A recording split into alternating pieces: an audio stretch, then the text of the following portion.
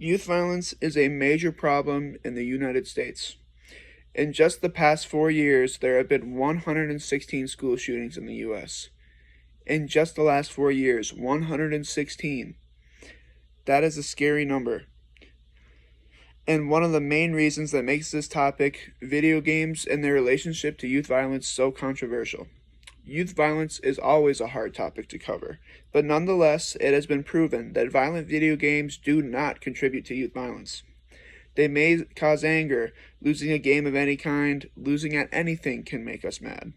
But these games do not contribute to youth violence.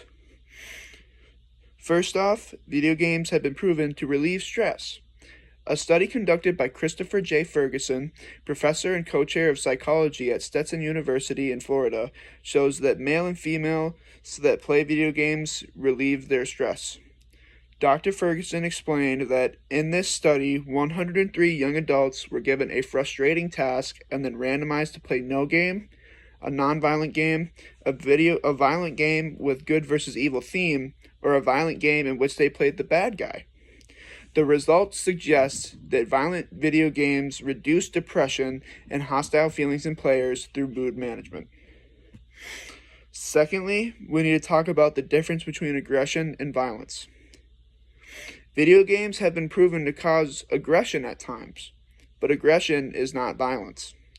Lauren Farrar is the producer for KQED Learning's Above the Noise, and she said, in general, violence usually refers to physical harm or physical acts that hurt someone, like hitting, kicking, punching, and pushing. Aggression is a more broad term that refers to angry or hostile thoughts, feelings, or behaviors. So everything that is violent is aggressive, but not everything that is aggressive is violent. For example, getting frustrated, yelling, talking back, arguing. These are all aggressive behaviors, but they aren't violent. The research on the effects of violent video games and behavior often looks at these milder forms of aggressive behavior.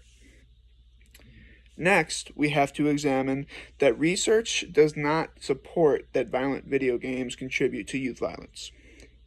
Catherine Newman, PhD, Dean of Arts and Sciences at Johns Hopkins University, explained millions of young people play video games full of fistfights, blazing guns, and body slams. Yet only a minuscule fraction of the consumers become violent. Another example of this comes from Patrick M. Markey, Director of Interpersonal Research at Villanova. He said 90% of young males play video games. Finding that a young man committed a violent crime and also played a popular video game such as Call of Duty, Halo, Grand Theft Auto is as pointless as pointing out that the criminal also wore socks. Two examples that research shows that violent video games do not contribute to youth violence. Lastly, we have to go over that the sales of violent video games have gone up and the juvenile crime rates have decreased.